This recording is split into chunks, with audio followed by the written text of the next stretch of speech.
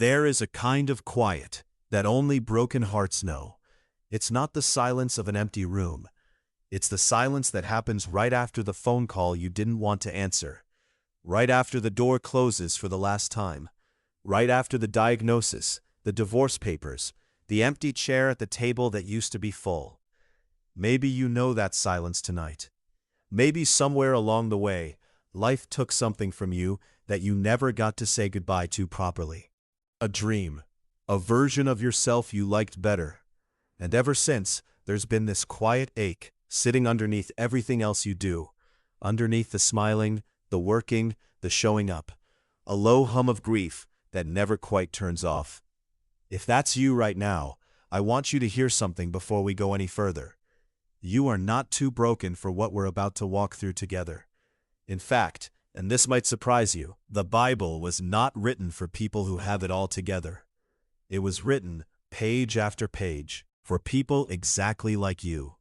People who wept in the night. People who felt abandoned.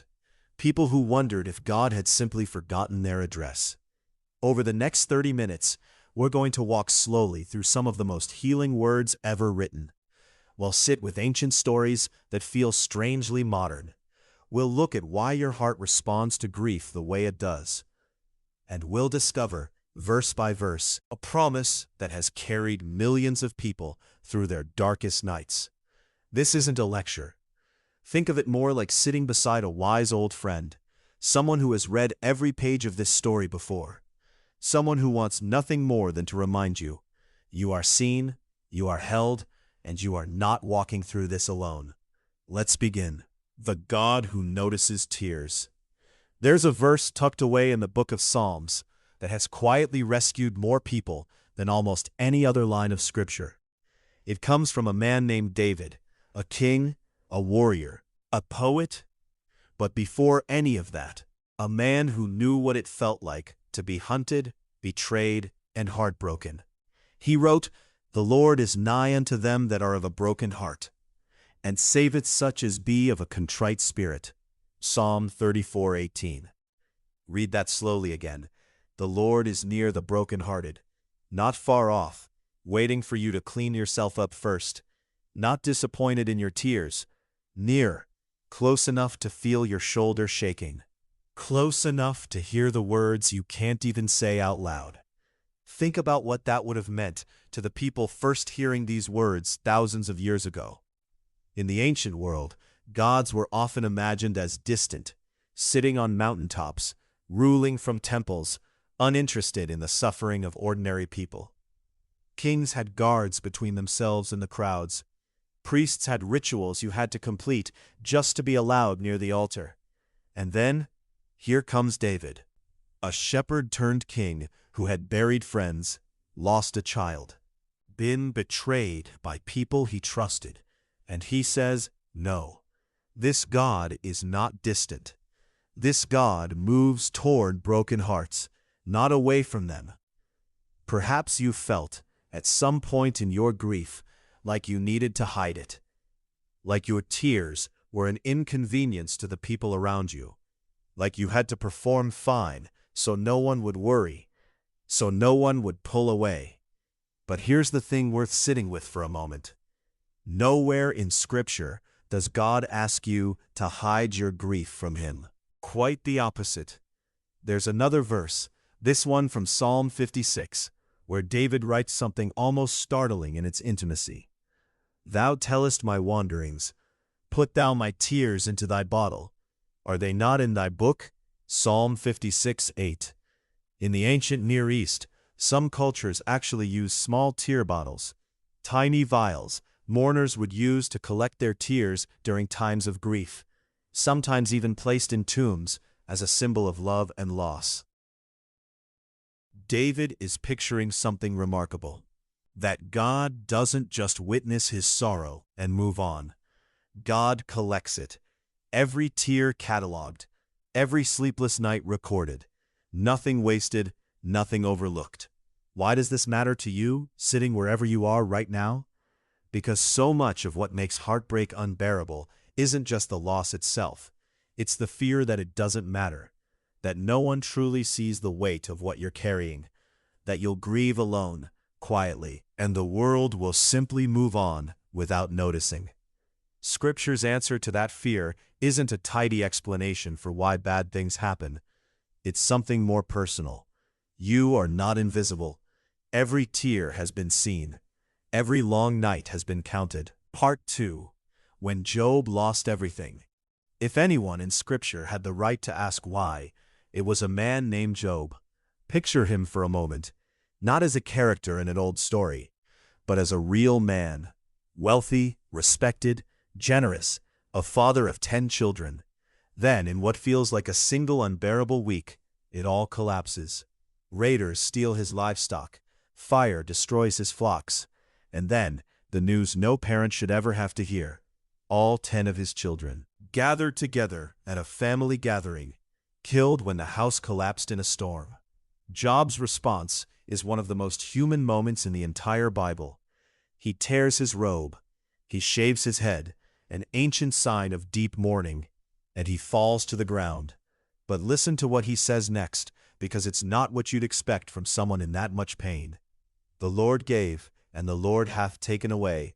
Blessed be the name of the Lord. Job 1:21. This is not a man pretending everything is fine.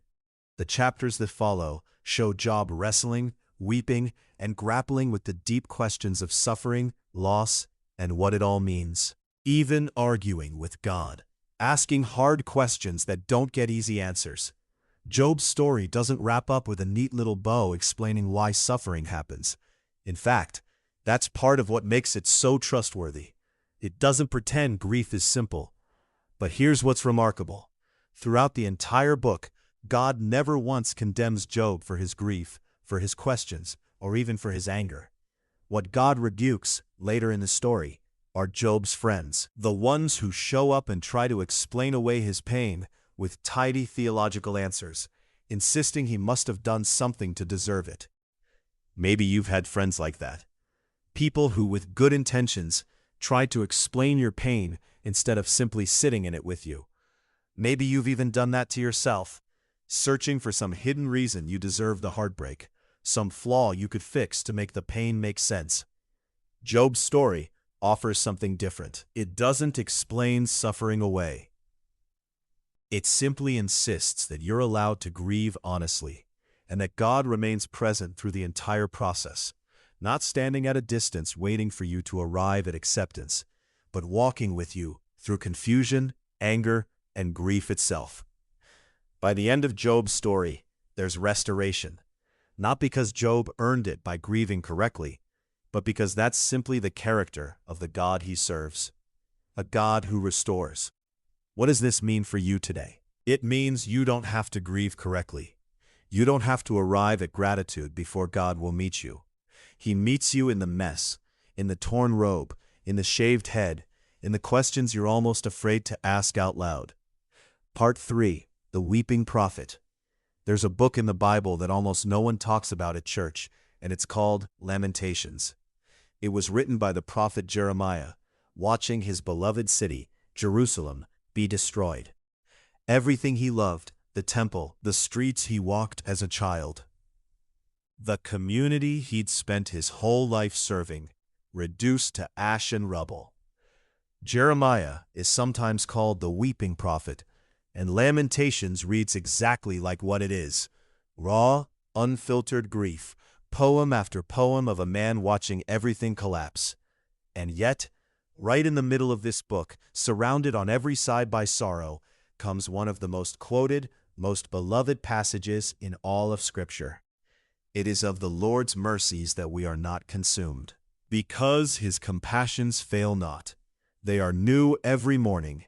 Great is thy faithfulness. Lamentations 3:22-23. Picture the contrast here. Jeremiah isn't writing this from a mountaintop of victory. He's writing it from the middle of the wreckage. The city is gone. The people are scattered. And still, he finds this: mercy that doesn't run out, compassion that doesn't fail, faithfulness that is somehow, impossibly, new every single morning. This is worth pausing on, because it teaches us something profound about how healing actually works. Healing rarely arrives as a single dramatic moment where all the pain disappears at once. More often, it comes exactly the way Jeremiah describes it: new mercy, in small doses, morning after morning. You don't have to have enough strength for the rest of your life today. You only need enough for this morning. And Scripture promises that's exactly what will be there, freshly given every single day. If you've ever wondered how you're going to get through this, not forever, just today, this verse is your answer. Not here is a lifetime supply of strength delivered all at once, but here is fresh mercy, made new specifically for this morning, waiting for you the moment you open your eyes. Part 4. Why grief feels the way it does. Let's pause the scripture for a moment and talk about something practical, because understanding what's actually happening inside you can be its own kind of healing. When we experience heartbreak, whether it's the death of someone we love, the end of a marriage, the loss of a friendship, or a dream that quietly died, our brains and bodies respond to it the way they respond to any major threat to our survival. Researchers who study grief have found that emotional pain activates some of the very same regions of the brain that register physical pain. This is why grief doesn't just feel emotional, it feels physical. The tight chest, the exhaustion, the way your whole body seems to ache for no obvious reason. This isn't weakness. It's not you failing to move on. It's simply how deeply we were designed to attach to the people and things we love, so deeply that losing them registers in our bodies as an actual wound. Ancient people understood this instinctively, long before modern neuroscience gave us the vocabulary. That's why so much of Scripture doesn't ask grieving people to simply think positive or get over it. Instead, it gives permission for lament, an entire vocabulary, an entire genre of Scripture, dedicated to bringing raw pain honestly before God. In fact, roughly a third of the Psalms are what scholars call Psalms of Lament, songs written specifically to express sorrow, confusion, even complaint, directly to God. This tells us something important. The Bible was never meant to be a book only for people who have their emotional lives neatly sorted out. It was written deeply and repeatedly for people in pain. So when you feel that ache in your chest, that fog that won't lift, that exhaustion that sleep doesn't seem to fix, you're not broken. You're grieving the way every human heart grieves, and there is an entire library of ancient wisdom that was written specifically to walk with you through it. Part 5. The Man Who Wept at a Grave. There's a moment in the Gospel of John that might be the shortest verse in the entire Bible, and yet it might be one of the most important. It happens after a man named Lazarus, a close friend of Jesus, has died. His sisters, Mary and Martha, are in mourning, surrounded by friends and neighbors who've come to comfort them.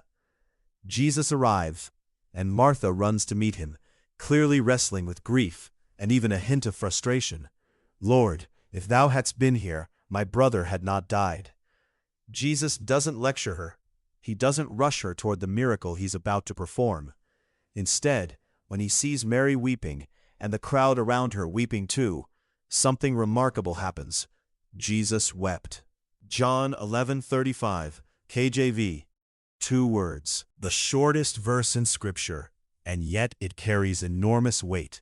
Because remember, this is the same Jesus who moments later is going to raise Lazarus back to life. He knows the ending. He knows Lazarus is about to walk out of that tomb, and still, in that moment, standing among grieving friends, he weeps. Why does this matter so much? Because it tells us something about the character of God that no explanation ever could.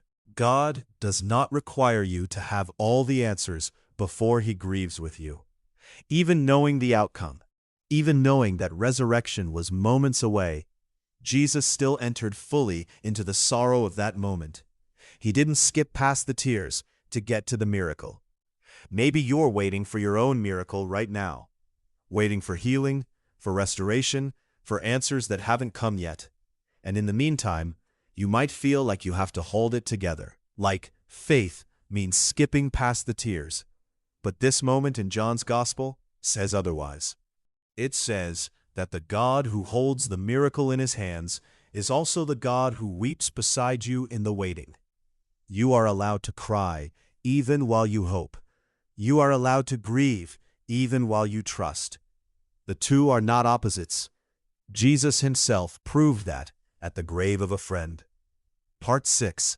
A promise for the long winter. Grief rarely moves in a straight line. Most people who have walked through deep loss will tell you the same thing. Some days feel almost normal. Without warning, a certain song, a certain smell, a certain empty chair at dinner brings the whole wave crashing back. If you felt that, if you've wondered whether you're somehow doing grief wrong because it keeps returning in waves instead of steadily fading, I want to offer you a passage that speaks directly into that experience. Weeping may endure for a night, but joy cometh in the morning. Psalm 30 verse 5, KJV. Notice what this verse does not say. It doesn't say weeping disappears instantly. It doesn't promise that grief will vanish the moment you have enough faith. It says weeping endures. It stays. It's allowed its full weight, but only for a night. Morning is coming. There's something here about the nature of time itself. Nights in the ancient world were long, dark, often frightening. No streetlights, no easy way to see what was coming. And yet no night, however long, lasts forever. This verse is a promise woven into the very rhythm of creation. Darkness is real, but it is not final. This doesn't mean your morning will look exactly like you're picturing it right now. Sometimes the morning isn't the return of what was lost. It's the emergence of a new capacity to carry it, a new tenderness, a new depth of compassion for others who are hurting, a quieter kind of joy that coexists strangely with the ache that remains. But morning does come. Scripture promises it, and countless people across thousands of years have testified to it. The darkest night of their life was not, in fact, the end of their story. Part 7. The God who heals. Used throughout the Old Testament for God, Jehovah Rapha, which translates roughly to the Lord who heals. It first appears in the book of Exodus, right after the Israelites had been freed from slavery in Egypt and were wandering through the wilderness, uncertain and afraid. God says to them, I am the Lord that healeth thee. Exodus 15:26, KJV. This wasn't just a promise about physical healing, though it certainly included that. In Hebrew, the word for healing, Rapha, carries a much broader meaning. It speaks of restoration, of mending what is torn, of making whole again what has been broken. It's the same root used elsewhere in Scripture to describe the healing of relationships, of nations, of hearts. There's a beautiful companion verse in Psalm 147, He healeth the broken in heart, and bindeth up their wounds. Psalm 147:3, KJV. Picture that image for a moment. Binding up a wound. In the ancient world, without modern medicine, wound binding was intimate, hands-on work. It required someone to kneel down beside you, to gently wrap what was torn, to tend to you personally, rather than simply prescribing something from a distance. This is the picture Scripture paints of God's healing. Not a distant deity issuing a decree from far away, but someone who kneels beside your specific wound, your specific loss, your specific heartbreak, and tends to it personally. Healing in this picture isn't instant erasure. A bound wound still takes time to mend, but it is being tended. It is not being left to fester alone. If you've been waiting for healing and wondering why it feels so slow, this might be worth remembering. The wound is being bound, even now, even in the waiting. The process may be gradual, but it is not being ignored. Part 8. What to do with a broken heart. So, practically speaking, what do you do with all of this? How does ancient poetry and old stories actually help you get through tonight, tomorrow, and the days that follow? Here are a few things Scripture consistently invites broken-hearted people to do, not as a formula, but as an honest path forward. First, bring it to God honestly, without polishing it first. So many of the Psalms are raw, unfiltered, even angry at times. David asks God why more than once. The invitation isn't to arrive with perfect faith, but to arrive honestly. Prayer in its most biblical form often sounds less like a polished speech and more like an honest conversation between two people who trust each other enough to be real. Let yourself grieve in community rather than isolation. Notice how often in these stories, grief happens around people.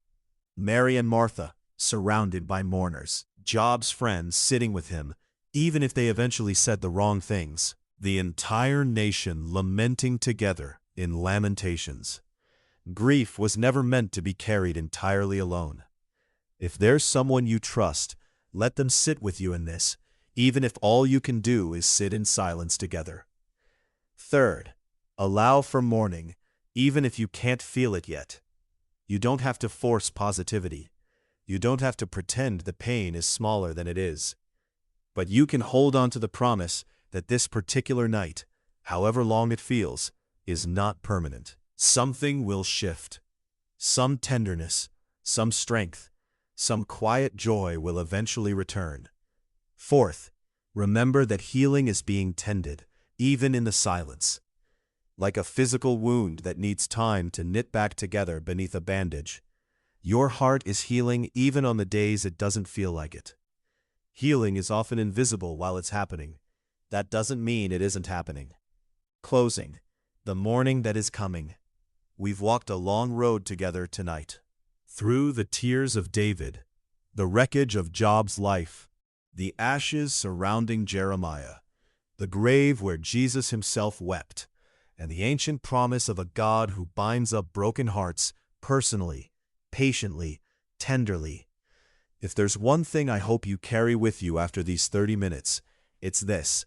Your grief has never once been invisible to God. Every tear you've cried alone in your car, every sleepless night, every moment you smiled on the outside while breaking on the inside, all of it has been seen. All of it has been held. None of it has been wasted. You don't have to grieve perfectly. You don't have to arrive at gratitude before you're allowed comfort. You don't have to explain away the pain to make it acceptable. You are simply invited, exactly as broken as you are tonight, to come close to a God who has never once been afraid of your tears. Weeping may endure for a night, but morning is coming. It always does. And until it arrives, you are not walking through this dark alone. If these words brought you even a small measure of peace tonight, consider sharing this with someone else who might be carrying a quiet heartbreak of their own. Sometimes, the greatest comfort isn't a perfect answer. It's simply knowing someone else has walked this road and made it through to morning. Rest well tonight. Morning is on its way.